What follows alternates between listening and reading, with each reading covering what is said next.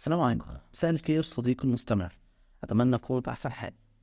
زي ما أنت كده شفت من عنوان البودكاست، فإحنا النهاردة هنتكلم عن فترة من أهم الفترات الكريتيكال والحساسة في حياتنا، ألا وهي فترة الحياة الجامعية. لأننا بنقابل فيها أشخاص من كل البيئات والثقافات، وبيكون علينا نتأقلم معاهم. في أول البودكاست حابب أقول لك إن إحنا للأسف مش هنديك الحل السحري، لأن مفيش حل سحري ينفع لكل الشخصيات. كل شخص هو اللي بيكون الحل السحري بتاعه. احنا في البودكاست دي هيعتبر هندردش معاك شوية، وهنديك كده شوية أفكار واقتراحات إن شاء الله تكون مناسبة معاك.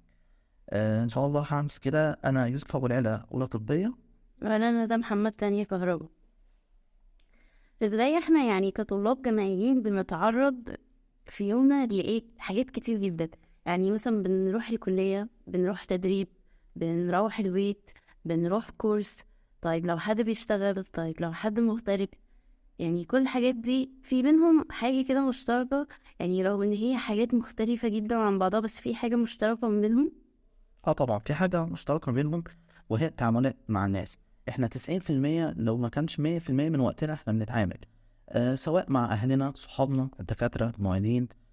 حتى التعاملات البسيطة زي تعاملك مع صاحب المكتبة اللي بتطبع منها، حتى مثلا في الكافيتيريا أو كده. كل ده يعتبر تعاملات، وتندرج بقى تعاملات سطحية في أعمق في أعمق. نبدأ كلامنا مثلا يعني واحنا نازلين الشارع، احنا بقى مش طايقين نفسنا ولا طايقين حد وماشيين كده مكشرين، ونفكر يعني هو واحنا ماشيين مكشرين كده، يعني انا استفدت ايه؟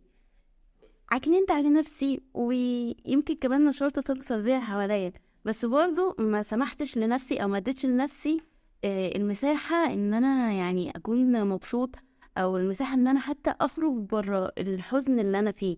يعني تفتكر يا يوسف مثلا في فرصة ان انا وانا ماشية في الشارع افك بشكل ما؟ لو انا ماشية مكشرة، دي حاجة اثرت عليا ومنعتني من الفكة دي او الانبساط ده. أكيد طبعا، لما بقى ماشي مكشر مش هسمح حتى المخ يخرج من الزوم بتاع الاكتئاب والحزن. هفضل مكتئب ومتضايق، حتى لو في حاجة قدامي ممكن تخليني مبسوط، فللأسف أنا منعت مخي إن هو يبص له. حاجة كمان، أنا مش هقولك يعني أنت مزقطط وافضل بقى ماشي فرحان وأنت وراك عندك مشكلة أو حاجة ومتضايق، بس على الأقل ابتسامة خفيفة كده، عشان تعرف تهيأ لمخك إن أنت يبص على الحاجات الإيجابية. تفتكر يا ندى إيه مثلا وأنت ماشية في الشارع ممكن يكون حاجة إيجابية كده أو تبسطك؟ يعني هو من ابسط حاجه ممكن ابص عليه، يعني اصلا منظر السماء والسحاب، دي حاجات حلوه ممكن الناس بتلهمه وبتبسطهم اصلا. يعني سبحان الله، اصلا تدبر في خلق الله. مثلا في شويه ورد كده مزرعين على جنب شكلهم حلو. مثلا طفل مثلا بيهزر مع والدته، او مثلا اتنين صحاب بيساعدوا بعض في يعني مثلا لو حد عنده مشكلة، صديق مثلا رجله مكسورة بتاع وصاحبه بيساعده. يعني في حاجات بسيطة كده ديتيلز واحنا ماشيين في الشارع، مظاهر لو خدنا بالنا منها فعلا بحس ان هي بتفرحني كده، اللي هو ايه الجمال ده، ايه ده، اللهم بارك ما شاء الله، ايه الحلاوة دي كلها. بس يعني اعتقد دي الحاجات اللي بتلفتني وهي بتكون كويسة يعني. بما اننا خلاص اتكلمنا عن يعني وشكلك وانت ماشي في الشارع، تعالى نتكلم بقى عن ابسط تعامل ممكن يكون بتعمله، هو التعامل مع مثلا صاحب المكتبة، الكمساري، صاحب الكشك. تخيل كده الموضوع هيبقى عامل ازاي لما مثلا وانت بتعمل معاه التعامل ده، مثلا تبتسم معاه، تبتسم له، تقول له شكرا. الحاجات دي على قد ما هي بسيطة، ولكن هي هتفرحه جدا وهتحسسه ان انت يعني في ود بينك وما بينه. ولا انت ايه رأيك يا ندى؟ يعني طبعا اتفق معاك جدا ان احنا نبني ود بينا وبين الناس اللي هي تعاملاتنا معاهم بسيطة جدا. يعني مش هنخسر حاجة، انت مخسرتش حاجة لما تقول لحد اللي بيقدم لك خدمة. انا فاهمة ان هو بيقدم لك خدمة في قصادها مقابل مادي او كده، بس كلمة الشكر فعلا يعني مش هتكلفك حاجة، وفي نفس الوقت هتخلق روح حلوة كده بينكو، هتخلق مودة كده. مثلا صباح الخير اللي بنقولها مثلا حد بنعدي عليه مثلا في الشارع كل يوم وكده. انت عارفه في موقف افتكرته، واحد صاحبي حكى لي عليه. كان مره بيشتري من الكافيتيريا بتاعت الكليه، وكان بيتكلم مع الكاشير يعني بالطريقه المفروض الطبيعيه، ان احنا صباح الخير ويقول له حضرتك وكده. فالكاشير قال والله يعني انت ربنا يكرمك على ذوقك. الناس كتير من الطلبه بيتعاملوا معانا بطريقه مش كويسه، ممكن يشدوا معانا في الكلام مثلا لو الاكل اتاخر او حاجه عشان المحاضرات والدكتور بيتضايق وكده. ولكن انت ما بتعملش كده. فالشخص يعني الكاشير كان المفروض اول من الطالب ده، مع انه المفروض ده الطبيعي. لان العمال بتوع الكافيتيريا او اي حد شغال في الكليه عموما هو بيجري على لقمه عيشه وبيحاول يشتغل شغلانه حلال، فلازم يا جماعه نبقى متسامحين معاه. الناس دي بتجري على لقمة عيشها، بيحاولوا يكسبوا يعني فلوس بالحلال برضو. يعني احنا لما نضغط عليهم مشاكلنا احنا مش هتحل، فمش هنستفاد حاجة بلاش. هما برضو أحيانا بيبقى عندهم ضغط شغل والتأخير مش بيبقى دايما سبب منهم، يعني احنا برضو العدد بيكون كبير أو كده، فبتبقى أحيانا ظروف برضو خارجة عن إيديهم. فهم بشر ووراهم هموم، وفي عرض أي كلمة طيبة، فاحنا لما نتعامل معاهم نحاول نوفر الكلمة الطيبة دي على الأقل، يعني عشان ندخل الود بيننا وبينهم يعني، وبعدين نبسط الدنيا على الناس، يعني مش هنمشي ننتقل الناس بالظبط. وغير خلينا لازم نبقى عارفين ان الدنيا بتدور، ما تعرفش انت دلوقتي انت اللي بتدفع الفلوس، ما تعرفش كمان كام سنة ممكن تبقى انت اللي بتقدم الخدمة لحد، وممكن حد يتعامل معاك بطريقة وحشة. فلازم ندرك الموضوع ان الدنيا بتلف. وبما انك اتكلمت عن موضوع ان المحاضرة والدكتور وكده، فايه رأيك انا ده نتكلم عن علاقتنا بالدكاترة والمعيدين؟ طبعا نتكلم عن الدكاترة والمعيدين. يعني احنا اتكلمنا ان احنا كطلاب، او احنا كلنا عامة حياتنا عبارة عن مجموعة علاقات او تعاملات. فيمكن في فترة الحياة الجامعية بتاعتنا اللي احنا فيها حاليا كطلاب، اكتر علاقات واكتر تعاملات بنتعاملها في يومنا بتكون مع الدكاترة والمعيدين، ويمكن اكتر علاقات بتهمنا يعني. ده اللي احنا بنفكر فيه حاليا عامة يعني. في ناس بقى بيشوفوا ان هما بابا وبتاع، هما مش بابا خالص. بس الفكرة ان مسلينا متفقين ان الدكتور ده شخص بيحب العلم جدا، وعايز يوصله ليك بشكل او باخر. هو اصلا مهنته ان هو العلم اللي عنده يلخصه بشكل ما، ويضغطه ويوصله ليك بشكل اسهل من اللي هو اصلا وصله بالطريقة. بالتالي يعني ده دكتور، فهو مش جاي هنا عشان يضايقك، ولا جاي عشان ينغص عليك حياتك ويخليها وحشة. ماشي، في دكاترة مثلا ممكن تكون طريقته مش مثلا انت مش شايفها مناسبة ان هي في توصيل للمعلومة. بس يعني يوسف مثلا قولي كده، لو انت دكتور ودلوقتي قدامك دفعة، فلنقول يا سيدي ان هي 100 طالب مش 200، ماشي، وانت مطلوب منك ان انت تشرح ال 200 طالب، لل 100 طالب دول هتشرح لهم بأنهي طريقة؟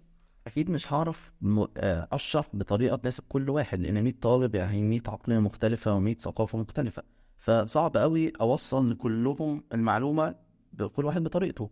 فللاسف لو انا مكان الدكتور هضطر امشي بطريقه واحده، المفروض هي الطريقه اللي تساعد كذا حد او تخلي كذا حد يفهم، ولكن دايما مش دايما الدكتور بيبقى عارف يوصل للطريقه دي. يعني في دكاتره بتحاول فعلا وبتحاول توصل لاكتر طريقه مناسبه لجميع الطلاب، ولكن في دكاتره للاسف مش بتبقى عايزه تحاول او تعمل كده، او بتبقى فاكره ان طريقتها هي الصح. متفق معاك يعني. اعتقد انا برضو كمان الدكتور بيكون محجم بوقت محاضرة مثلا معين، او منهج معين محتاج يخلصه، فهو مش هيقدر مثلا ان هو يعيد كلامه بأكتر من طريقة في نفس الوقت. فالفكرة ان مين بقى بيأقلم نفسه؟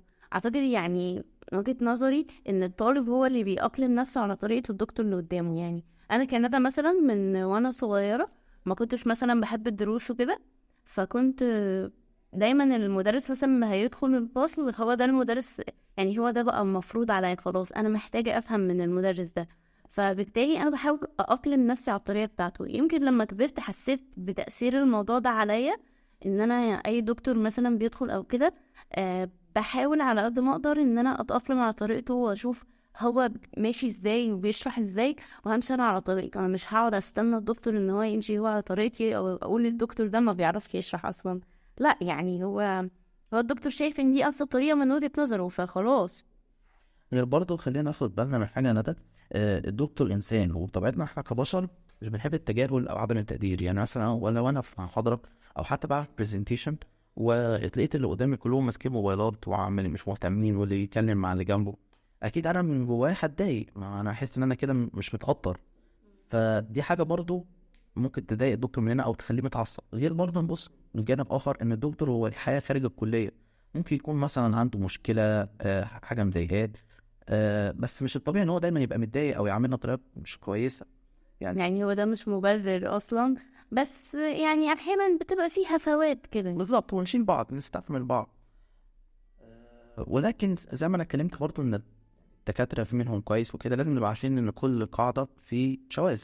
ولكن ففي دكاترة في دكاترة زي ما هم محترمين وكويسين، في دكاترة للأسف ممكن يكون بيعاملوا الطالب مش بأحسن طريقة لينا. بس احنا يعني بنحاول نتحاشاهم على قد ما نقدر يعني. بس في دكاترة كويسة لدرجة ان هما ما عندهمش مانع ان انت بعد المحاضرة تروح تتناقش معاهم في كونسبت خارج المحاضرة اصلا، او مرتبط بالمحاضرة لحد ما، بس هو خارج مثلا المنهج بتاعنا. يعني هما فعلا متعاونين جدا. من هنا بقى يعني احنا ممكن نقول ان احنا مش من الطبيعي ان احنا نفضل خايفين من الدكتور طول الترم مثلا، او اخاف اتعامل معاه بشكل مباشر، اخاف اسأله، اخاف اروح له لو في مثلا عندي مشكلة في تصحيح حاجة او كده. ما يبقاش فيه رهاب منهم يعني، لا. هو ما تخافش تسأله في المحاضرة. اي نعم في البداية الموضوع بيبقى موتر مثلا شوية، انا لسه مش عارفة الدكتور ده نظامه ايه او كده، بس الاحسن ان ده ما يستمرش معانا. بالظبط، يعني مثلا ممكن نقول أول أسبوعين تتعرف على الدكتور وعلى طباعه وكده، ولكن بعد الأسبوعين دول خلاص ممكن بقى تبدأ عرفت الدكتور يعني طريقته عاملة ازاي وكده، ممكن تروح تسأله تتناقش معاه. ممكن حد يجي يسأل هو أنا هستفاد ايه يعني لما يبقى علاقتي كويسة بالدكتور. خلينا متفقين إن الدكتور تحتاجه أولا في مشروع التخرج، لأنه ممكن يكون المجال بتاع العلم بتاعه هو نفس المجال اللي أنت عايز تعمل فيه المشروع بتاعك، فتحتاج حد استشارة علمية من حد كويس. غير بقى ممكن مثلا لو انت علاقتك كويسه والدكتور ادرك ان انت كويس شخصيه جاده، ممكن مثلا ياخدك تدريب، يرشحك تدريب في حته. كل الحاجات دي استفادات. تعالى بقى ندى دلوقتي، ايه رايك نتكلم عن الفيرجن الاصغر من الدكتور وهو المعيدين؟ اه ده طبعا نتكلم عنهم. يعني هما المعيدين بيكونوا يعني زي ما طلبت فيرجن الأصغر من الدكتور، هم بيكون أقرب لينا في السن. يعني هما الأصغر مش علشان الأصغر مثلا في كم العلم أو كده، هما الأصغر بس عشان هما قريبين مننا سنا يعني. الفكرة ان هما التعامل معاهم بيكون ألطف شوية وأسهل عشان قرب السن ده، وان هما فاهميننا إلى حد ما. بس ده برضو ما يخليناش ان احنا نشيل الحدود او نتجاوز معاهم. يعني احنا برضو لازم نعملهم بشكل لائق، ولازم نخلي حدودنا معاهم محددة يعني. يعني انت مثلا شاهدت قبل كده موقف ان حد مثلا خرج عن الحدود بتاعته؟ في مره كان في معيد بيحكي لي ان في طالب مثلا خلص الامتحان وقال له خد وسابه ومشي، مش مثلا اتفضل. في مثلا مره طالب راح للمعيد وقال له معلش انا عايزك دلوقتي بقى ونقعد مع بعض وتشرح لي بتاع، مش بطريقه حتى يعني كانه بيجبره ومش بيستأذنه. هي الفكرة مثلا ان المعيد او يعني هو المعيد او الدكتور او كده، مثلا احنا بنكلمهم في حاجات لازم تستبدل كده، زي مثلا ما نقولش انت، نقول حضرتك. ما اقولش خد، اقول اتفضل. إيه، ما اقولش عايزك، اقول عاوز حضرتك كده يعني. بالظبط، لانه برضه مهما كان حتى لو السن قريب فهو اعلى مننا علميا واحتراما ليه يعني. خلينا برضه نتكلم. يا ترى ممكن استفاد ايه مثلا لما يبقى علاقتي كويسه بالمعيد؟ زي ما اتكلمنا مع الدكتور، المعيد عشان سنه قريب مننا فهو لسه بادئ يعتبر مسيرته مسيرته المهنيه من قريب، فممكن يبدا لو انت عايز تشتغل في نفس المجال بتاعه يبدا يقول لك مثلا ايه الكورسات اللي تاخدها، ازاي توصل اسرع ما هو وصل عشان ما تاخدش الطريق الطويل. ف يعني علاقتنا سواء بالدكاتره والمعيدين ليها فايده، مستحيل يبقى يعني تبقى علاقتك كويسه بيهم وما تستفادش حاجه. تقول بقى في نطاق الجامعة وما جعلت إليه الجامعة أصلا الطلاب. يعني هي أصلا من المنطقي جدا، يعني الجامعة اتعملت عشان احنا نتعلم، احنا كطلاب. بالتالي من أكبر برضو التعاملات اللي بتشغلنا اللي هي تعاملات مع الطلاب اللي هم زمايلنا وصحابنا. بس طبعا في فرق بين الزميل والصاحب، يعني مش شرط تكون صاحب الكل، مش شرط كل زميل يكون صاحبك. مش شرط حتى يكون عندك الزميل ده جوه الصاحب ده جوه الجامعة، ممكن يكون جوه الجامعة كلهم زمايلك عادي. والزميل ده يعني مش حاجة وحشة، بس هو بيكون بينك وبينه حدود، حدود في العشم وحدود في الكلام اكتر شوية من صاحبك يعني. مش كل زميل ينفع تتكلم معاه في كل حاجة. يعني في ناس مثلا مش هتحب تسمع ضغطك او مشاكلك، حتى لو انت مثلا ماشي هتقولي ما ده زميلي، ما كده مش هكلمه في المشاكل اللي عندي، يعني مش هكلمه في مشاكل البيت ولا في مشاكل النفسية. هقولك ماشي، هو مش عشان زميلك برضو ان انت ممكن مش اي حد تروح مثلا تحكي له مشاكلك الدراسية، حتى لو هي مثلا دراسية. في ناس مش بتتقبل ده، في ناس مش بتبقى حابة ان هي ما عندهاش طاقة ان هي تسمع لحد. هما مش وحشين، هو بس ما عندهمش الطاقة، مش عايزين يسمعوا، او مش هيعرفوا يحلوا المشكلة فهيحسوا ان هم عاجزين. هم اوريدي مش عايزين يسمعوا. فاحنا برضو في الزمايل احنا بنحط حدود كده للتعامل بيننا وبينهم. في نوع برضه بقى من الزمايل كنت عايز اتكلم عليه، هو النوع دايما المتشائم واللي بيصيح عمال على بطال. النوعية دي مش سيئة، أو مش دايما بتكون هدفها إنها تنشر الطاقة السلبية. في ناس بتبقى هي عايزة تفرغ اللي جواها، وفي ناس تانية لأ، هي عايزة بس تضايق اللي حواليها ممكن عشان هي اللي تسبقهم. في كذا نوعية من الشخصيات اللي بتبقى صيح. ولكن أحسن طريقة إن إحنا ممكن يبقى زميلي ومثلا ممكن يبقى صديقي كمان وبحبه وأحب أقعد معاه كل حاجة، لكن لما يبدأ يصيح، النصيحة ابعد عشان ما تتأثرش انت بالطاقة السلبية دي. احنا حتى ممكن نقول لهم بالليل، يعني مثلا الفت انتباهه ان طريقتك مثلا لما بتقولي ان المحاضرة دي صعبة بتقفلني، بتخليني مش قادر مثلا اروح اذاكر، بتخليني اجل المذاكرة اسبوعين. الفته بس بطريقة لينة، بطريقة سهلة، لان هم اكيد بالنسبة لهم الموضوع برضو بيكون مضايقهم، او دي مشكلة في حد ذاتها بالنسبة لهم. فالفت نظرهم بطريقة لينة. لو لقيت ان الموضوع يعني ليس له جدوى، فهو برضو زميلك على يعني آه، صاحب قعدة حلوة وكل حاجة. بس لما يبدأ الموضوع ياخد المجال ده، اللي هو ايه، هنحاول نتجنب ان احنا نكون موجودين في الفترة دي. بس ناس بقى مهمين اللي هم ايه، الزمايل درجة درجة درجة أكتر في التعامل، احنا بنحتاج نتعامل معاهم أكتر. اللي هما مثلا المناديب وتيمات الماتيريال، الناس اللي هما بيعملوا لنا حاجات كتيرة قوي، وعملهم تطوع بنسبة فين 100%. هما مش بيؤجروا على أي حاجة هما بيعملوها، بس هما يعني حابين يساعدوا وبيقدموا لنا خدمة. احنا بنحتاج طبعا نتعامل معاهم أكتر، بحيث ان احنا مثلا لو عندي مشكلة مع دكتور طبيعي هلجأ للمندوب الأول وكده. فاحنا بنتعامل معاهم اكتر. بس احيانا مع الاسف بلاقي ان في ناس مثلا ايه، انا عندي مشكله في كويز او حاجه، فببتدي اروح اكلم المندوب ان انا مثلا لو الكويز اونلاين مثلا الكويز قفل معايا والموقع هنج، انا اصلا النت عندي وحش مش عارفه ايه. طيب هو المندوب ذنبه ايه؟ او يعني مثلا حصل مشكله، الدكتور مثلا ما كانش حاطط الاختيارات صح، هو برضو مشكله، يعني ذنبه ايه؟ احنا برضو ما نطلعش ده عليهم. يعني هو ملهوش ذنب في اللي مثلا حصلك في الكويس، بالتالي انت لما تيجي تتعامل معاه حاول تتعامل معاه بلين. يعني قولي، بما ان يعني يوسف مندوب معانا، فخلينا نسمع منه كده. يعني هل واجهت اي موقف او حاجة قبل كده ان حد عملك مثلا بطريقة مش كويسة او كده؟ هو ممكن يكون مش طريقة كويسة، بس هي ممكن الموضوع ينتج عن العشم الزيادة، أو فكرة إن هو المندوب لازم يعمل كده. ممكن يكونوا بيسألوا سؤال بطريقة لطيفة، ولكن أحيانا الطلبات بتبقى كتير وأوفر زيادة عن اللزوم. يعني مثلا ممكن في العشاء، من ناحية العشاء مثلا حد يفتكر إن إيه، معلش ابعت لي اللينك اللي أنت لسه بعته. طب ما أنا بعته، هنعيده تاني ليه؟ ما هو عم جروب. مثلا من جزء الاستحقاق، اللي هو فاكر إن الموضوع مستحق. حد يقول مثلا انا عايز الدكتور يعمل لي امتحان تعويض، اتصرف. طب ما انا مش في ايدي القرار.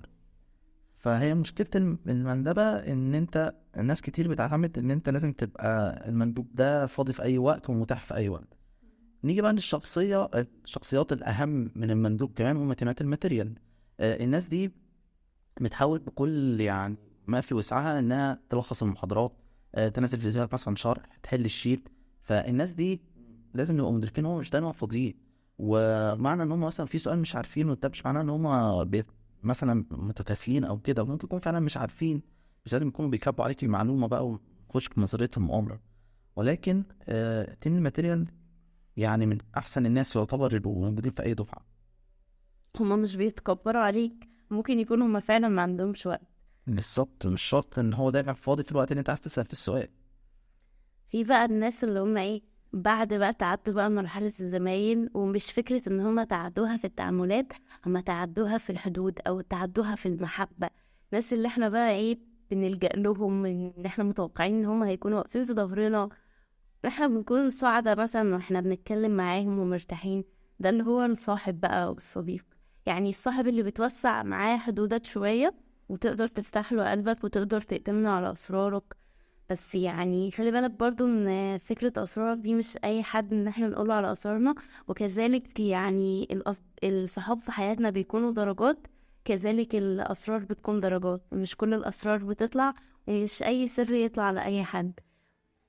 محتاجين ان احنا مثلا لما نيجي نختار صديق نحاول ان احنا على قد ما نقدر نختار حد جدير بالثقة دي، جدير بان انا اقول له اسراري. وانا مثلا ما بدخلش الكلية كده اللي هو اشاور على حد ماشي واقول له انت هتكون صاحبي خلاص. كنا بنعمل في ابتدائي. ايوه، اللي هو اللي قاعد جنبي في الديسك فخلاص انت صاحبي الابدي المؤبد. لا، ما فيش حاجه اسمها كده. يعني الفكره ان احنا بنبتدي مع الناس كلها زمايل عادي، وبنبتدي بقى نشوف مين اللي انا قادر امشي معاه، طباعي، اللي انا التعامل معاه مناسب بالنسبه لي، اللي انا شايف ان هو جدير بالثقه وشايف ان هو كويس في حمل الاسرار وكده. وده هيكون مثلا لو انا اخترته صاحب وهقدر أأتمن على اسرار. خلينا برضو متفقين ان الصحاب انواع. يعني مش لازم صاحبك يبقى هو فول ستاك صاحب يعني بيعمل كل حاجه. ممكن يبقى في واحد صاحبك مثلا بتحب تخرج معاه وهو مثلا بتعرف تغير مودك معاه، في واحد تاني لا هو ده اللي انت عايز تقول اسرارك وتقدر فعلا تعتمده على كل حاجه مثلا انت خايف تحكيها لاي حد. في بقى صاحبك اللي يساعدك على الالتزام وان انت تذاكر ويشجعك مثلا بقى قبل زنقه الفاينل وكده. فلازم نبقى عارفين برضو حاجه كمان، ان الصاحب مش لازم يبقى صاحب عمرك. يعني ما ينفعش مثلا واحد قابلته في الجامعة خلاص هو ده اللي لحد النهاية هيفضل معايا، مش شرط. ممكن يبقى ده فترة، ويجي مثلا في الشغل يبقى في شغلانة الأولانية يبقى ليك صاحب في فترة. يعني هي جملة صحاب فترات دي مش حاجة محزنة يا يوسف؟ لا خالص، لأن هي سنة الحياة إن مش لازم يبقى أنت تقابله خلاص يفضل معاك للأبد. ممكن أصلا طول عمرك ما تقابلش صاحب العمر.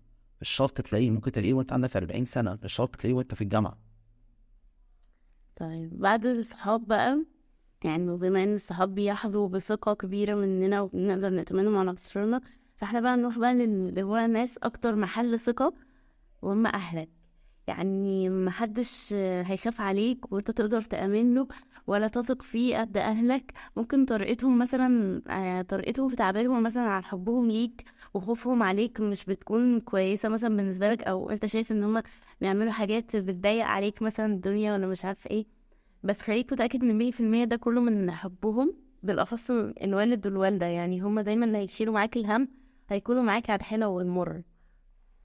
بالظبط. غير الأهل يا جماعة، يعني المفروض هيبقوا ليهم مكانة خاصة عند أي حد، لازم نبرهم بشكل يعني كبير جدا. يعني حاول على قد ما نقدر نخصص لهم وقت، لو كل يوم نحكي لهم مثلا يومنا باختصار.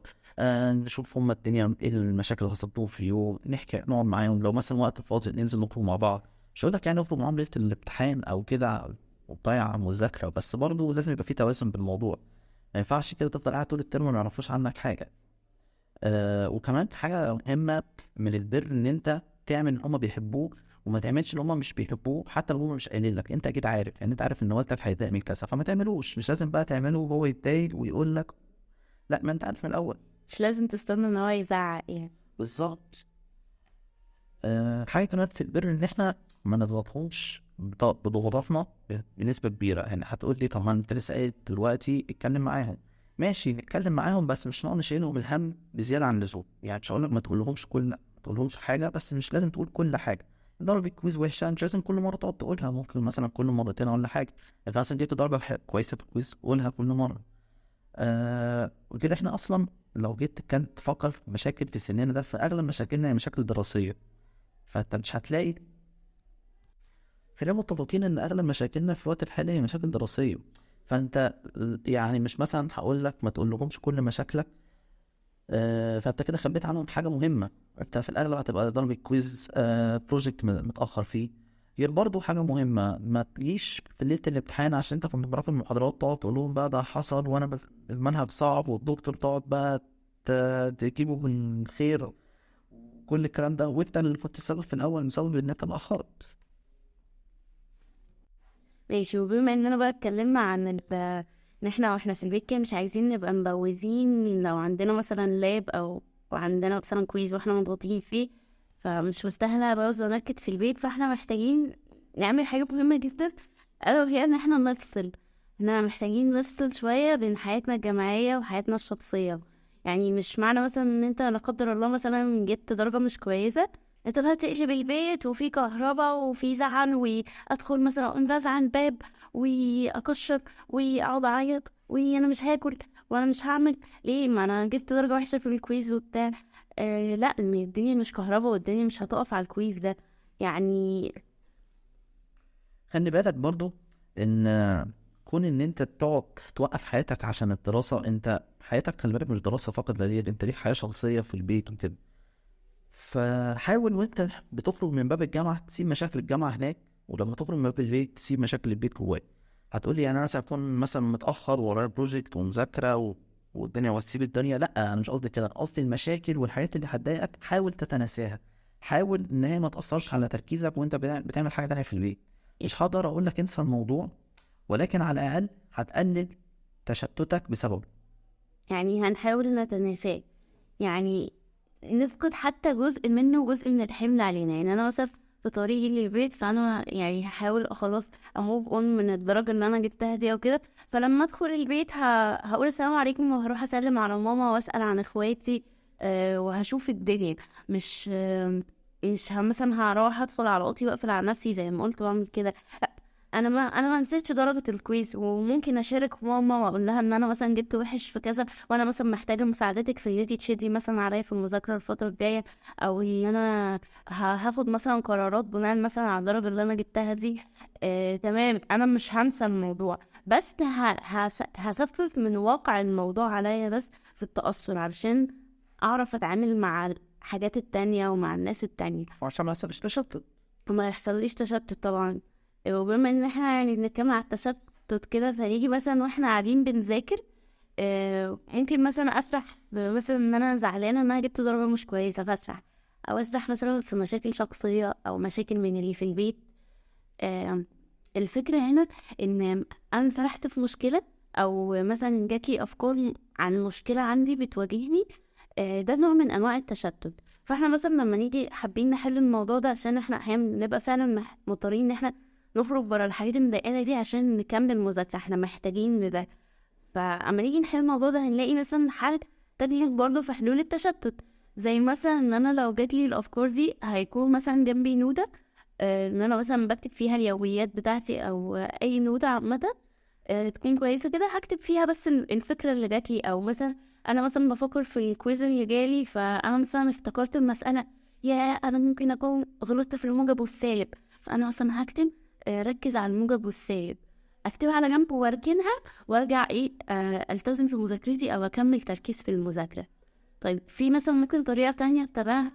في طريقة مثلا كويسة قوي، اسمها كن هنا الآن. الفكرة كلها ان انت اول ما تلاقي نفسك بدأت تبعد عن اللي انت بتذاكره ومخك بدأ يتشتت، تبدأ تقول لنفسك ركز، ركز هنا انت، خلي بالك انت بتسرح. فبالتالي تبدأ ترجع تاني لتركيزك الحقيقي. طيب نفترض بقى ان مشاكلك كترت وخلاص بقى الدنيا كونت عليك والدنيا اتعكت عليك، يا ترى ممكن نعمل ايه في وقت زي ده؟ يعني ساعتها بقى ولا بنوتة بتنفع، ولا كن هنا الآن، ولا خليك هنا، ولا أي حاجة، خلاص يعني ما عادش في حاجة نافعة. زي ما يكون كده الدنيا كلها جت في دماغي خلاص. المشكلة يعني بتتعافى عليا، أنا مش قادرة أذاكر ولا قادرة أركز في حاجة تانية. فساعتها أنا بقرر إن أنا هاخد مثلا شوية وقت إن أنا هفكر في المشكلة دي. أنا مش هحل المشكلة وأنا قاعدة دلوقتي حالا، بس أنا هاخد مثلا فليكن إن أنا هحدد لنفسي وقت محدد، فليكن 5 دقايق، وهقعد ال5 دقايق دول أنا بفكر بس في المشكلة دي. هبعد بقى عن الكتب وهبعد عن كل حاجة، وهقوم هقعد مع نفسي كده إن هو 5 دقايق. جمعي كل الافكار بقى اللي انت عايزه تقوليها، كل الافكار اللي كانت بتهاجمني وانا قاعده بذاكر، خلاص تعالي دلوقتي انا هفكر فيكي. ببتدي بقى اجمع الافكار دي وافكر فيها. لو حاجه مثلا عايزه، لو حاجه مثلا بتضغط عليا عاطفيا مثلا ومحتاجه يعني اهدى شويه منها، باخد وقتي في ده، بس بيكون وقت قليل برضه عشان ما افصلش من المذاكره اللي انا فيها، لان ده ولا بريك ولا ده ترفيه ولا ده اي حاجه، انا مجرد بس انها بفصل نفسي من المشكله. فانا خدت بس استقطعت وقت من مذاكرتي علشان اخرج بره الدوشه اللي في دماغي بسبب المشكله دي. وبعد كده ايه برجع للمذاكره تاني. بس محتاجين فعلا نلتزم بالوقت ده. في بقى مشتتات اخرى كلنا عارفينها، اصلا ان انت تتشتت بسبب التليفون، نوتيفيكيشن، مثلا حد نده عليك في البيت، حد معدي جنب الاوضه، تبص بالسقف زي اكتر حاجه بنحب نعملها. الحاجات دي عشان ما تحصلش لازم يبقى البيز بتاعنا كويس يعني. او اسنكر في لعبة مثلا يا يوسف، يعني مثلا عايزة الم المحصول في المزرعة السعيد مثلا تجمع كوينز في ببجي. خلينا نتفق ان انت لازم عشان ما تتشتتش بسبب الحاجات البسيطة دي لازم تكون بادئ يومك صح، يعني تنام كويس وتنام بالليل. اهم حاجة بتصحى الصبح لان في البركة في البكور، تاخد الادوية في ميعادها وتاكل كويس ويكون اكل صحي، لان الفاست فود للاسف بيساعد على ان انت تسرح وتبقى عندك زي وخمة كده. فالحاجات دي كلها وزائد توفير بيئة مناسبة للمذاكرة، بيئة هادية هتساعدك على ان انت تبقى اقل تشتتا. نبعد التليفون بقى، نقفل النوتيفيكيشن، الحاجات اللي هي كلنا عارفينها دي بس ما بنعملهاش، احنا محتاجين نعملها بقى. نيجي بقى لأكتر حاجة احنا بنحبها وهي اللعب. خلاص الحمد لله عرفنا ازاي بقى نذاكر من غير تشتت، وذاكرنا وعملنا اللي علينا، لازم بقى نرفع عن نفسنا. وزي ما ذاكرنا صح لازم نرفع صح. يعني مش مثلا خلاص انا جاي العب دلوقتي هقعد بقى على المكتب ومع كل الجيم العبه اقعد اكتب سطرين، ولا مثلا وانا بلعب سودوكو اقعد اتفرج على فيديو بتاع كورس. انا كده وانا استمتعت وانا ذاكرت كويس، انا حرفيا وانا طول طالع الشام وانا من ياما. فلازم ادي كل حاجه وقتها، يعني لما ارفه صح وافصل دماغي عن المذاكره خالص، ولما اجي اذاكر ما افكرش في اللعب، ولا مثلا وانا بذاكر اقعد اتفرج على ريلز عن الانستجرام. اتكلمنا بقى عن حاجات بتشغل وقت كبير جدا من وقتنا زي المذاكرة والترفيه طبعا بعد المذاكرة، حاجات مهمة طبعا اتكلمنا عنها. بس في حاجة كمان بتاخد من وقتنا وبتاخد من وقت كتير جدا مننا، مش كلنا طبعا يعني مش كلنا بنعملها، بس الناس اللي بيعملوها فعلا بتاخد من وقتهم او من يومهم كتير. يعني تفتكر ايه بقى؟ الشغل. في يعني طلبة كتير معانا بيبقوا شغالين مع الدراسة. آه، ففي نوع من ده من الطلبة دايما بيفتكر، او كتير منهم بيفتكر ان هو انا مش هقدر استحمل الضغط ده كله والموضوع فوق طاقتي. ولكن خلينا متفقين انه لا يكلف الله نفسا الا وسعها، وبما ان ربنا حطك في الموقف ده يبقى انت اكيد قدها. خلينا عارفين ان الطالب اللي بيشتغل وبيدرس وبيجمع بين مرحلتين اساسيين، ومحتاج يبقى وبيتعلم من المرحلتين دول سكيل مهمة أوي هي تنظيم الوقت. إن هو محتاج ينظم بين وقته بين شغله والتاسكات اللي عليه في الشغل وبين المذاكرة والتاسكات بتاعة المذاكرة.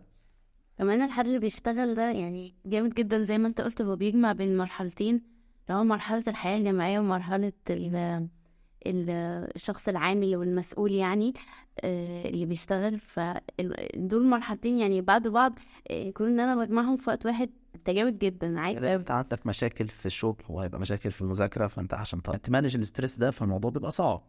غير ان هو عنده ميزة كبيرة ان هو مثلا عنده خبرة في الحياة العملية بقى، وعنده مثلا معارف كمان في العمل، وبيبقى الناس دي بتبقى عارفة كويس هي محتاجة تاخد ايه من الجامعة مثلا هيفيدها في ده. او هي مثلا لو هي مثلا حد بيعمل شيفت كارير او كده، فهو عارف ان هو مثلا عايز من الجامعة الشهادة وبعد كده عايز كده، عارف هو عايز يطلع بتقدير ولا الموضوع بالنسبة له هو شهادة بس، ولا مثلا انا عايز افهم فعلا في الكونسبت، ولا محتاج ايه اكتر. هو بيكون عنده القدرة ان هو يميز هو عايز ايه اكتر، ودي طبعا قوة بعد التخرج. بالظبط. كونك ان انت لسه متخرج ومعاك العلم والصنعه العمليه، فانت حرفيا انت متميز عن كل اصحابك. يعني تخيل كده انت لسه متخرج وفريش، ولكن انت يعتبر مش فريش قوي، انت لا انت معاك خبره في الحياه العمليه فعلا. بعد ما اتكلمنا عن الطالب اللي بيشتغل، في نوع تاني برضو من الطلبه بيبقى ليه حمل غير المذاكره والترفيه. تفتكري مين هنا ده؟ وغير الشغل غير الشغل طبعا لو هو شغال. يعني اعتقد ده مثلا ممكن يكون بقى اللي هو الناس المغتربة بقى، اللي هو خلاص بقى ليفل الوحش مسؤولية. هو موضوع الاغتراب ده يعني موضوع ليه واقع ايجابي وواقع سلبي. اكيد الشخص المغترب هو اللي بيقدر يحدد قد ايه الموضوع ايجابي بالنسبة له او سلبي. بس يعني خلينا نفكر كده، ايه الايجابيات اللي ممكن تكون جاية من موضوع الاغتراب ده؟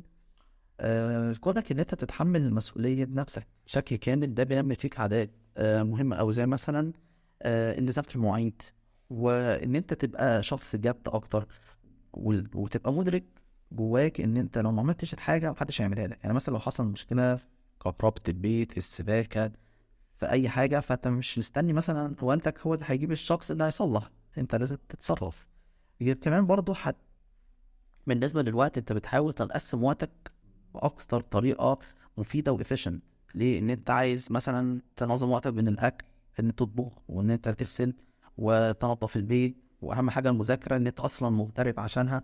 كل الحاجات دي بتساعدك ان انت تمانج التايم بتاعك. في برضو حاجه كمان، ان انت الناحيه الاقتصاديه، ان انت معاك مصروف معين المفروض تمشي بيه الشهر كله، فتحاول تصرف في الحاجات المهمه، ما تضيعوش مثلا على حاجات غير اساسيه، عشان هتلاقي نفسك في الاخر محرج من والدك ان انت تطلب منه فلوس تاني، وانت مضيع فلوس اللي كان مديها لك على حاجه غير اساسيه او حاجه ترفيهيه. هتتكسف مثلا تطلب منه زيادة مثلا في المصروف بسبب مثلا حاجة مش ضرورية انت محتاج تجيبها مثلا او كده. فالموضوع فعلا بيكون كويس في مانج الجزء المادي من الحياة عامة. كمان الاضطراب بيحطك في اختبار كده، ان انت اما بتبتدي بقى تختلط مع ناس مختلفة عن عاداتك وعن ثقافتك، عن عن حياتك وعن مبادئك عامة، ان انت قعدت اصلا 18 سنة في بيتك وسط اهلك بتتعلم مبادئ وبتتعلم حاجات. انت دلوقتي قاعد مع ناس مختلفين بنسبة مش قليلة معاك في الحاجات دي، فان انت تعرف ازاي تتعلم منهم الكويس والمفيد واللي مناسب ليك اكتر، وتركن الحاجات مثلا اللي هي ايه مش مناسبة. يعني هنا اخترت برضو ان هي تكون حاجات مناسبة او مش مناسبة، لان هي ممكن تكون حاجات مفيدة او حاجات كويسة، بس هي مش مناسبة ليك، مش مناسبة مثلا لعاداتك او مش مناسبة لشخصيتك. ف عادي ان انت مثلا ما تكتسبهاش، فاحنا بس بنكتسب الحاجات المناسبة لينا، وبنحاول ان احنا نتجنب الحاجات غير كده. وطبعا بنتجنب جدا بقى الحاجات اللي هي ايه السلبية اصلا، اللي هي بتكون مش احسن حاجة.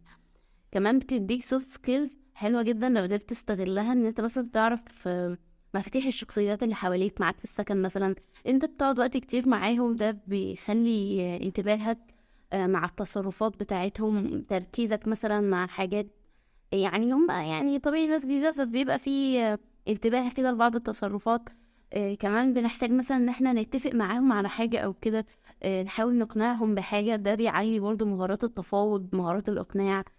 وطبعا الاجتماعية، يعني احنا اتعرفنا على ناس جديدة ودلوقتي احنا محتاجين نعيش معاهم، طب هما كمان عرفونا على صحابهم. الموضوع برضو بيبني علاقات واجتماعية كويسة جدا، وبتبتدي تكسب اللي حواليك بشكل جميل جدا.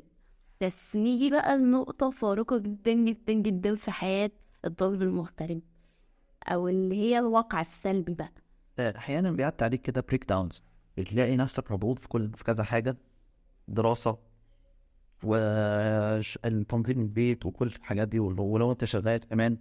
فخلي بالك انت لو في النص كنتش في ظل حياتك مش محافظ على المنتال هيلث بتاعتك، فممكن فجأة تقع، وساعتها القومة هتبقى صعبة. تفتكر انا ازاي نقدر نقلل احتمالية ان يحصل لنا بريك داون؟ يعني بص، هو من البداية بريك داون ممكن تيجي بسبب حاجات كتير جدا جدا جدا متراكمة عليك، وهو اوريدي عنده مسؤوليات كتير جدا. فان احنا مثلا نركز مع نفسنا، يعني ان احنا مثلا نتابع نفسنا، ان احنا يوميا نشوف احنا عملنا ايه في اليوم، ونبتدي نعالج المواضيع اول باول، بحيث ان احنا ما نسيبهاش تتراكم لدرجة ان هي تعمل لنا بريك داون، ان احنا نخفف الضغط. كمان ان احنا لو اتكلمنا، يعني احنا مثلا نيجي في اخر اليوم هنكلم اهلنا مثلا فيديو كول، او نكلم صحابنا آم، نحكي لهم مثلا عن حاجه مثلا ضايقتنا او كده، بحيث ان احنا ما نفضلش مخزنين الحاجات دي وبتفضل تتراكم جوانا لحد ما توصل برضو البريك داون. كذلك لو الموضوع بقى صعب شويه ومثلا محتاجين آه، حد يكون عنده خبره اكتر ان هو نتكلم معاه في الحاجات دي، احنا ممكن مثلا نروح للايف كوتش يعني. واحيانا اللايف كوتش بيبقى عنده العلم النفسي وكده، فده يساعدك ان هو يحسن لك حياتك اسرع من ان انت تسأل مثلا صديق او حاجة، الصديق ما عندوش العلم يعني. طب احنا خلاص بقى وقعنا في البريك داون اللي هو ايه، لقد وقعنا في الفخ، نعمل ايه بقى عشان نطلع من الفخ؟ بما اننا خلاص للاسف وقعنا وحصل لنا بريك داون، لازم نبدا نقعد مع نفسنا كده ونصارح نفسنا. خلي بالك ان اكبر عدو ليك هو نفسك، فلما تقعد مع نفسك وتبدا تشوف كده حجم المشكله الحقيقي، وتدرك انت فين من المشكله وممكن تتحل ازاي، ده هيساعدك شويه ان انت تقوم منها تاني. ما الفكرة ان احنا نعرف قد ايه المشكلة، يعني حجمها عامل ازاي، يعني ما نهولهاش في حق نفسنا. بالظبط. ملحوظة كمان كده بالنسبة للمغتربين، وجودك في السكن مع ناس مش مش مش أهلك، يعني في الموضوع هيبقى صعب، وهيكون في الأول مش مريح ليك، وهتاخد وقت عقبال تطبع على طباعهم وهم يطبعوا على طباعك، وهيكون في شوية تنازلات. يعني ممكن مثلا في وقت انت عايز تنام صاحبك بيذاكر او زميلك في السكن بيذاكر، فساعتها لازم انت تنام في النور او هو مش هيذاكر، فالموضوع هيبقى فيه خد وهات، وهتضطر ان حد يطبق على التاني، وان في حد دايما هيتنازل عن حاجه. فدي كده حاجه يعني من الحاجات السيئه او الديس ادفانتج للافتراض. بس من ألطف الحاجات بقى عامة في فترة الجامعة إن أنت بتحاول تبني لنفسك عادات كويسة، زي ما قلنا إن الاغتراب خلينا نكتسب عادات كتير كويسة. طيب أنا مثلا لو مش مغترب خلاص راحت عليا يعني ولا إيه؟ لأ، في حاجات كتير عادات كويسة جدا احنا ممكن نكتسبها ونبنيها. وإن احنا نستثمر في نفسنا، وده فعلا أكبر استثمار في الدنيا، استثمار في العادات، واستثمار في الحاجات الكويسة اللي احنا مثلا حابين نكون منتظمين عليها. طيب يعني ايه العادات مثلا اللي ممكن نسعى ان احنا نكتسبها؟ يعني زي ما قلنا ان الطالب المغترب مثلا بيكتسب مهارة تنظيم الوقت، فخلينا نتكلم مثلا عن تنظيم الوقت. زي ما قلنا يعني طالب بيذاكر وترفيه مشاكل البيت، في مثلا شغل، ف يعني كل ده في اليوم اللي هو 24 ساعة دي جدا. محتاجين ان احنا بقى نرتب وقتنا ونرتب هنعمل ايه امتى. بس الفكرة ان محدش عارفك اكتر من نفسك. يعني انا ادرى واحدة بمسؤولياتي، ادرى واحدة بالحاجات اللي عليا والالتزامات اللي عليا، ادرى واحدة باولوياتي، وادرى واحده انا بعمل ايه في مده قد ايه. يعني مثلا ما جيش صاحبتي هي اللي تقول لي انت هتذاكري محاضره في كذا، لا، انا عارفه انا قدرتي مثلا ان انا بذاكر في ايه مناسب اكتر. فهي الفكره في ان احنا اللي بنقدر نعمل ده لنفسنا. احنا ممكن بس نعمل ايه؟ من الحلول المهمه ان احنا نتريس الوقت بتاعنا. الحاجات المهمه ان احنا نعمل تريس وقتنا، ونشوف ايه اكتر طريقه مناسبه ليك، يعني انت كشخص، ان انت تريس وقتك عن طريق الموبايل او لابتوب ولا نوت بوك. مثلا تتريس كل نص ساعه تبدا تقسم وقتك انصاص، ولا تقسمهم ساعة كل ساعه تعمل حاجه. الحاجات دي بس انت تقدر تحددها. انت لما تصحى الصبح تبدا تشوف يومك ده المفروض تعمل فيه ايه، انت اللي تقدر تقول، ومنتهى يعني مش بقى اللي هو بالتهويل، لا، بمنتهى الواقعيه. مثلا انا كذا هياخد مني الوقت الفلاني، التاسك الفلاني هياخد مني الوقت الفلاني، وهكذا. فانت الوحيد اللي هتقدر تعرف من غير مبالغه ايه طريقه تنظيم الوقت او التكنيك اللي ينفع معاك. وبالنسبة بقى لحتة التكنيك دي، فاحنا مش هنقول تكنيكس لأن التكنيكس موجودة كتير جدا وفي كل حتة. مجرد سيرش بسيط جوجل يا باشمهندسين، سيرش بسيط كده على جوجل وهتعرفوا التكنيكس الكتيرة. طيب برضو يعني نعمل ايه؟ لقيت تكنيك مثلا، خلاص انا لقيت تكنيك هاخد اول واحد وخلاص، ولا اعمل ايه؟ لا، هو الفكرة ان برضو زي ما قلنا انت تقدر تختار طرقك المناسبة. فانت تقدر تحط الطريقة اللي انت تنظم وقتك عليها المناسبة ليك أكتر. يعني أنا مثلا كندا جربت طرق تكنيكس كتير جدا، وفي الحقيقة ولا تكنيك منهم نفع معايا الحمد لله يعني. بس الفكرة إن أنا دلوقتي عندي تكنيك ماشية بيه، بس هو ولا تكنيك في ملي موجودين.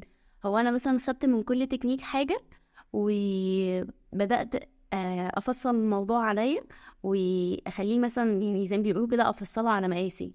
خليت الموضوع مناسب ليا أكتر. بان انا مثلا جربت التكنيك ده ولقيت فيه حاجه حلوه فهاخدها، جربت تكنيك تاني لقيت فيه حاجه حلوه هاخدها. وبدات بقى خلاص انا مشيت على النظام ده، حاجه من كل حاجه، عملت بنيت لنفسي نظام خاص مشيت عليه. فبالتالي انا ما حدش عارف اولوياتي، ولا حد عارف انا بقدر اعمل ايه امتى وازاي، واقدر اتابع نفسي ازاي الا انا. فانا انسب حد ان انا اعمل كده لنفسي. في حاجات تانية احنا ممكن ننظمها غير الوقت. او طبعا في حاجه مهمه جدا وهي الستريس. ان انت تنظم الستريس او تقدر تخليه ما يأثرش عليك بالسالب. حاجه مهمه قوي، لان انت اول ما تخش الجامعه هتلاقي الاستريس بيزيد، والاستريس بقى بعد الجامعه اكتر من ستريس الجامعه، فان انت تتعلم مهاره الاستريس مانجمنت وانت في الجامعه حاجه مهمه جدا، وتخليك تطلع دايما نسخه اقوى من نفسك. خلينا كده الاول نفكر بمنطقيه. تخيل كده انت وانت قاعد ورايح وجاي شايل هموم الدنيا فوق دماغك، هتحس بتحسن؟ اكيد لا. انت هتفضل نفس الهموم موجودة، ولكن طاقتك هتقعد تقل تقل تقل مع كل دقيقة، والبرودكتيفيتي بتاعتك هتقل.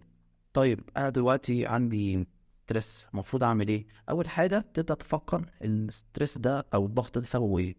طيب هل السبب ده في إيدي ولا دي حاجة غير، يعني مش أنا ما أقدرش أتحكم فيها، خارجة عن إرادة. خارجة عن إرادتي؟ بالظبط. لو حاجة خارجة عن إرادتي خلاص ما فيش حل، يعني أحاول أقلم نفسي على الموضوع وأدابت للدنيا، وأحاول على قد ما أقدر ما أخليش الموضوع يأثر عليا بالسلب. لكن لو حاجة في إرادتي أحاول أصلحها وأمشي وراها وأحاول أحط لها حلول. ويعني وربنا لما أنت هتبدأ يعني تحط عزيمة على حاجة أكيد ربنا هيوفقك ليها. إن شاء الله. بس بقى في الحاجات اللي هي تكون خارجة عن إرادتنا دي، آه، أحيانا يعني بنحتاج إن احنا نزعل ونحزن. ماشي، احنا خلاص مش قدامنا إلا كده مع الأسف. فهنعمل ايه؟ هنحزن وهنزعل، بس هنحط حدود للحزن ده. يعني الحزن مكانه في القلب، بس الحزن مش طريقة، يعني ده مش طريقة هترجع حاجة أو هتحل حاجة. بالتالي احنا هنحزن بس هنكمل في حياتنا، هندي الحاجة برضو حجمها واللي يناسبها بلا مبالغة. يعني ابدا احاول امشي الدنيا واخليها متوافقه على الظرف اللي انا خلاص اتحطيت فيه. حتى لو انا مثلا حزين بسبب الظرف ده، هو خارج عن ارادتي، خلاص انا مش هقدر اعمل حاجه. أم، لو عاندت الظروف دي انا مش هستفيد حاجه ومحدش هيخسر غيري. مش هتخسر بس غير طاقتك ان انت بتحاول في الاتجاه الغلط. في برضه عادات تانية احنا ممكن نبنيها، ممكن تساعدنا في الترفيه عن نفسنا، بس في نفس الوقت حاجه بقى بتفيدنا. آه، خلي بالنا إن الوقت بتاعنا مش كله كوقت ترفيه، يعني مش هيبقى كله لعب. ممكن يبقى الترفيه يعني او وقت الفراغ بمعنى اصح نستغله في حاجه تانية، مثلا نسمع بودكاست، نقرا كتاب، ننزل مع صحابنا. مش لازم يبقى وقت الترفيه لعب فقط لا غير. الحاجات دي زي مثلا ان انت تقرا كتاب او كده، الحاجات دي بتجدد لك طاقتك وبتفيدك برضو ان انت بتستفيد بقى مثلا علم او ثروه لغويه او كل الكلام ده. آه، غير برضه خلينا متفقين ان مفيش وقت هيضيع بنسبة 100%. يعني مثلا ممكن حد يقول ده فلان وانا رايح في المترو الصبح ولا الباص انا وقتي بيضيع. لا، انت ممكن في الوقت ده تسمع اوديو بوك، مثلا تستغفر، حتى تعمل اي حاجة يعني، وانت تغسل مواعين، بتروق. كل الاوقات دي ممكن تستفيد منها وما ما تسيبهاش تضيع عليك على الفاضي. وخلينا برضه عارفين ان اللي هتضيعه دلوقتي، يعني اللي ضيعت الوقت كله في اللعب انت مش هتخسر، ولكن اللي بيقف في زمن ماشي بيتأخر. يعني دلوقتي انا عندي بستغل الوقت اللي عندي في حاجات، فبالتالي انا بعد ما اخلص الجامعه خلاص انا مش ضايعه محتواي، لا انا مكتسبه عادات وعندي حاجات مثلا يوميه بعملها، عندي كتب بقراها، لا عندي حياه لسه. انا مش حياتي واقفه على الجامعه بس. من السكيلز دي المهمه برضو اللي احنا ممكن نكتسبها في فترة الحياة الجامعية، هي بدء الحوار أو فتح الحوار.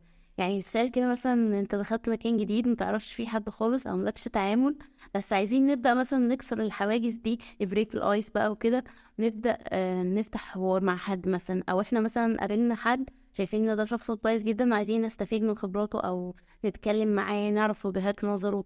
طيب ندخل مثلا ازيكم عاملين ايه، بعد كده هنعمل ايه؟ خلينا متفقين ان الشخص اللي قدامك هو اللي هيحدد الموضوع اللي انت هتتكلم فيه.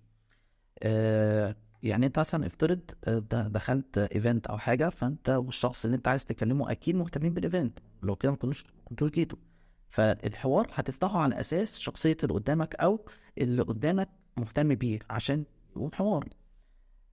فمثلا انت في ايفنت بيتكلم مثلا عن الطاقه الشمسيه ولا حاجه، فانت اكيد الشخص اللي قدامك مهتم بنفس الحاجه، فتقدر تفتح حوار معاه في الموضوع ده.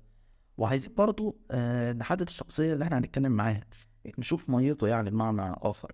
يعني مثلا في ناس بتحب تقعد كل شوية تقولها شكرا على أي حاجة عملوها، في ناس تانية لأ، ما بتحبش تخش في الأنوار وما بتحبش الشكرانية كتير وما بتحبش حد يقعد يبص عليهم وهي بتتكلم وكده. في ناس بيحبوا مثلا ان انت تقول يعني تشكر فيهم، وفي ناس ما بيحبوش ان حد يعارض وجهة نظرهم مثلا.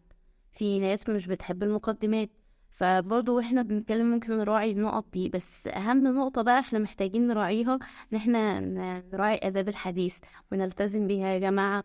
ما نقاطعش حد مثلا واحنا بنحاور معاه، حتى لو الحوار ده على نطاق شخصيتين زي انا ويوسف كده. يعني انا مش هقاطعك. ما ينفعش كده. لا إيه، انت بتقاطعني ليه؟ ايه ده ايه ده؟ احنا طبعا ده حصل، ده احنا بس يعني بندي مثال. هو مش علشان الحوار بيجري على نطاق شخصين بس يبقى كده مفيش آداب حديث، لا هو في آداب حديث برضو، ومحتاجين ان احنا ما نقاطعش بعض. بنحتاج برضو نحدد حدود او اطار التعامل بيننا وبين الناس اللي احنا هنبدأ نتكلم معاهم. يعني لو مثلا حد كبير في السن، احنا بنبدأ نحط ألفاظ احترام زي ما قلنا مثلا واحنا بنتكلم مع الدكتور. لا هنقول مثلا حضرتك بدل انت، مش هنقول انت. هنقول مثلا اتفضل مش خد. هنقول اتكلم مع حضرتك، مش هنقول اتكلم معاك كده يعني. ولو انت مثلا خايف من ان انت تفتح حوار لا يكون فيه رفض من الشخص اللي قدامك او كده، آه فالموضوع بيرجع للبيئة اللي انت فيها. يعني مثلا خلينا نتخيل كده في اول سنة وانت داخل الجامعة لأول مرة، او عندنا مثلا في الكلية لما بتخش القسم، فانت في الغالب بنسبة كبيرة قوي الناس اللي في القسم دول مش عارفين بعض. الشخص اللي قدامك هو عايز يكبر شبكة علاقاته زي ما انت عايز تكلمه ويكبر شبكة علاقاته، فهو بيبقى احيانا الموضوع كله مستني حد يبدأ الموضوع. فانت لو بدأت الموضوع هتلاقيه بنسبة كبيرة جدا بيتجاوب معاك وبيبدأ يفتح حوار معاك وتبدأوا تتكلموا في مواضيع مختلفة. وفي النهاية حابب أختم بحاجة. مقولة مثلا اعمل الخير وارميه في البحر، فدي حاجة غير جيدة أو مقولة غير صحيحة 100%. لأن أنت الخير اللي هتعمله هيلف وهيرجع لك. يعني ربنا مطلع علينا وأكيد عارف إن أنت بدل بذلت مجهود في حاجة فأكيد ربنا هيرجع. بذلت خير في حاجة فأكيد ربنا هيعوضك عنها. مثلا لو أنت طالب حتى مغترب وضحيت مثلا براحتك وكل حاجة عشان تتعلم، والعلم ده حاجة مهمة جدا، فأكيد ربنا هيعوضك خير وهيديك مكانة علمية وهيديك مكانة كبيرة في الشغل مثلا لما تيجي تتخرج. وفي الآخر، في نهاية البودكاست، أتمنى البودكاست كانت خفيفة عليكم، وشكرا لأي حد وصل للنهاية. وإن شاء الله تكونوا استفدتوا ونكون فتحنا آفاق جديدة في دماغكم لأفكار جديدة. طبعا زي ما قلنا في الأول إحنا مش هنديك حل سحري، إحنا كنا بنحاول نعرض معاك شوية أفكار. كنا بندردش معاك شوية. بالظبط بندردش، وأتمنى تكونوا كلكم بخير. واتمنى تكون دردشتنا خفيفة عليكم يعني. شكرا. شكرا، سلام عليكم.